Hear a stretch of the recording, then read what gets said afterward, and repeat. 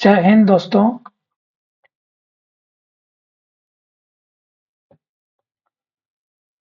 Doctor Bhimrao Ambedkar, जिन्होंने दलितों के लिए लड़ाई करी, समाज की कुरीतियों के लिए लड़ाई करी।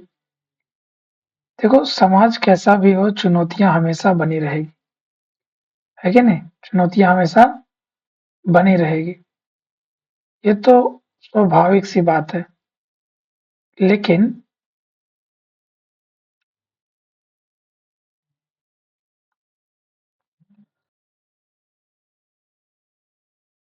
इतने सालों के बाद भी आज भी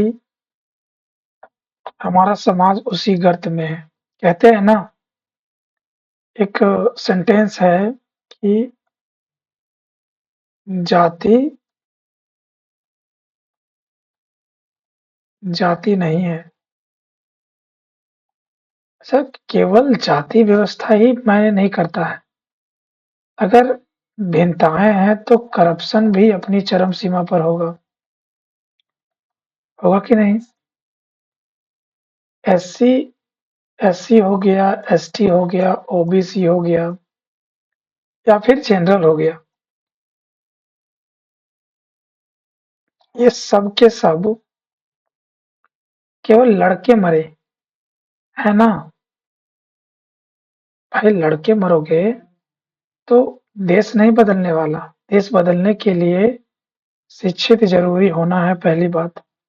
और शिक्षित होने का मतलब है कि मैथ, साइंस, इंग्लिश जान जाना शिक्षा का पात्र नहीं होता, है ना? आज डॉक्टर भीमराव अम्बेडकर जी को यूनेस्को यानी कि 26 कलम चेंज कर लेता हूँ यार।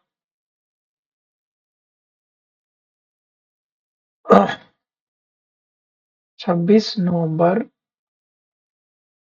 2025 को 3 बजे यूनेस्को में डाल दिया गया। मैं सबसे पहले आपको बताता हूँ कि ये यूनेस्को होता क्या है। ये यूनेस्को क्या है कि यूनाइटेड नेशन, इसका फुल फॉर्म क्या होता है जी? इसका फुल फॉर्म होता है, देखो, इसका फुल फॉर्म होता है united national national educational science and cultural organisation. Cultural मतलब कल्चरल ऑर्गेनाइजेशन। ये करता क्या है? ये पूरे विश्व में पीस के लिए, है ना, साइंस के क्षेत्र में या कुछ अजूबे के क्षेत्र में सबको बढ़ावा देता है।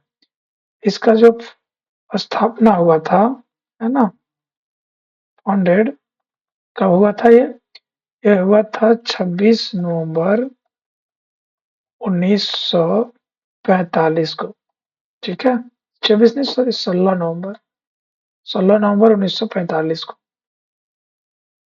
यानी कि जब हमारा भारत आज़ाद होने हो गया था, तो, है ना, 1947 में हुआ था, 2 साल पहले। इन्होंने अपने समाज की स्थिति के लिए कई कदम उठाए, जैसे कास्ट डिस्क्रिमिनेशन, है ना? कास्ट डिस्क्रिमिनेशन, चाइल्ड मैरेज, ना, चाइल्ड मैरेज, डोरी सिस्टम, डोरी सिस्टम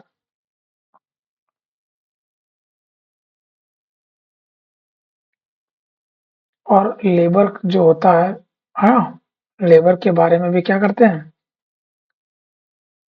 लेबर के बारे में भी ये 8 घंटा वाला काम, चाइल्ड लेबर जो होता है, उसको भी क्या करते हैं? हटाने का काम करते हैं। भाई, this is the life. Human के चाहिए क्या?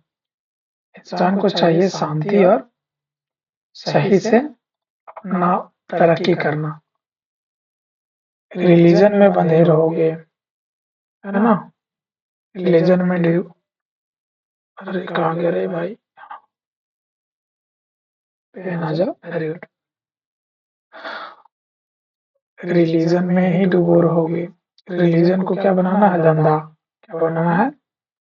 धंधा, कास्ट में डिस्क्रिमिनेट लाते। अच्छा, कास्ट को कह सकता है कि ये पूरी तरह से चल गया। आज भी नहीं गया, आपको ताकत तो मिल गई है समाज के काम करने की, लेकिन आज भी है ना, ज्ञान कहते हैं ना कि जाति जाति नहीं है, ये वाला हाल।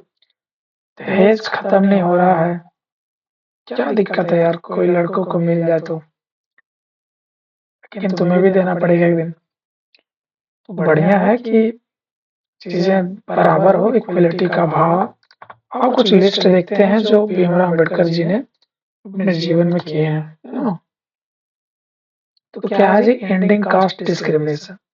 एंडिंग कास्ट डिस्क्रिमिनेशन मतलब जाति को खत्म करने के लिए काम। Ensure equal rights. Equal rights मतलब कि स्त्री को भी जितना अधिकार है उतना पुरुष को भी। सही वेतन मिलेगा, सही चीजें मिलेगी, समाज में इक्वलिटी आएगा। लेकिन आज तक मानो ये इक्वलिटी केवल नाम का है, आया आज तक नहीं है। तो भाई क्यों नहीं आता, आ जा, है ना। ये तो कम चल रहा है, रेड रहने दे, चलो रेड ही रहने देते। एम्पावरिंग दलित, दलितों को बढ़ाने में काम किया गया। फाइटिंग फॉर ह्यूमन राइट्स, महिलाओं की स्थिति आज भी बदतर है ना। सिर्फ कपड़े खाना पीना मिल जाए लेकिन कहने को आजाद है हम, ऐसा वाला हालत है। Building the Indian constitution, constitution का निर्माता थे। Reforming economic, labour and society, economic में भी इनका सहयोग रहा। लेबर में भी, लेबर मतलब आने की जो आवश्यकता से अधिक शोषण होता है उसके प्रति कानून।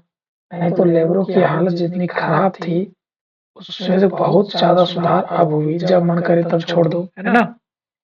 Promoting education and human dignity, education को प्रमोट किया कि लड़कियों और लड़कों का शिक्षा बराबर तरीके से होना चाहिए, उन्हें उनके हक का बराबर वेतन मिलना चाहिए।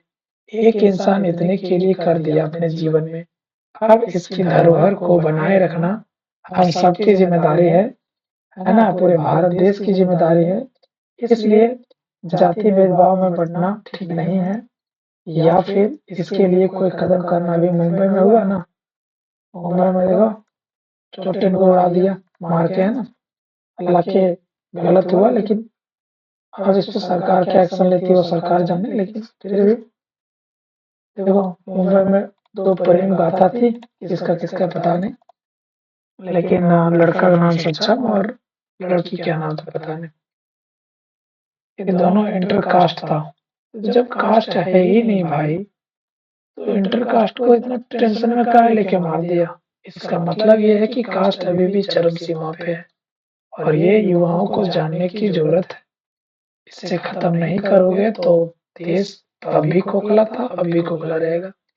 तो कुछ कदम अपने देश के लिए बढ़ाओ, है ना।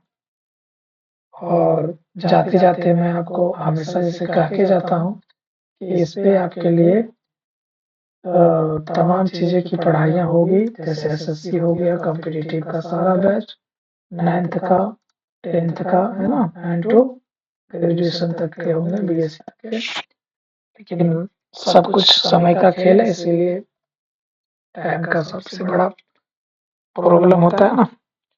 थैंक यू, बने रहिए मेरे चैनल के साथ। अगर मेरी बात आप तक पहुंचती है तो सब्सक्राइब करें, है ना। बाकी एक इंसान के करके गया तो आप सबकी जिम्मेदारी है कि इसे बचाओ, इसको आगे लेके जाओ, और देश चलाना तो पड़ेगा। सही चीज के लिए लड़ोगे ना यार तो तकलीफ जरूर आएगी, लेकिन एक ना एक दिन जीत होना तय है। Thank you for giving your precious time. Subscribe कर दो भाई लोग, ताकि आगे का वीडियो मैं और बनाऊं आपके लिए, है ना। Thank you.